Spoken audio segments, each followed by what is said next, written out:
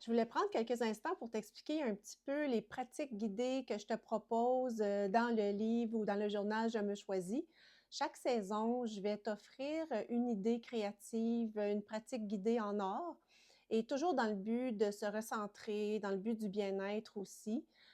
Pour la session d'hiver, en janvier, je te propose l'art neurographique.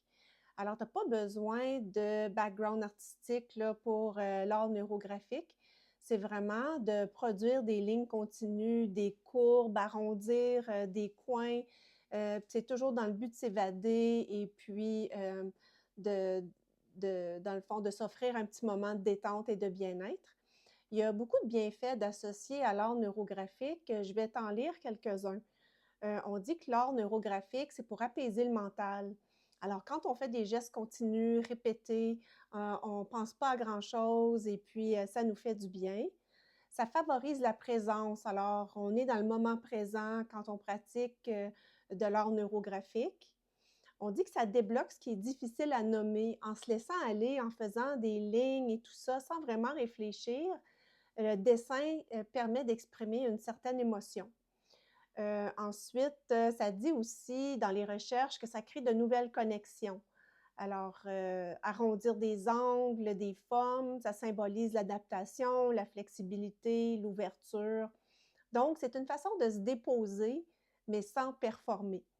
Je voulais te montrer un petit peu quelques exemples. Ça fait quand même quelques années que je fais de l'art neurographique. Alors, tu vois à l'écran une pratique que j'ai faite. Alors, en fait, c'est de faire des lignes sans vraiment réfléchir. Alors, c'est une ligne continue que j'ai faite.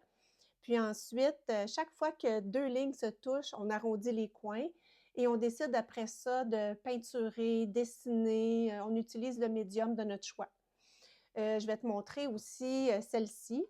Dans l'art neurographique, on peut partir de formes. Alors ici, on voit clairement là, qu'il y a des cercles et puis on dirait des petites tentacules là, qui viennent toucher les cercles. Alors ça peut être amusant aussi de justement explorer différentes avenues.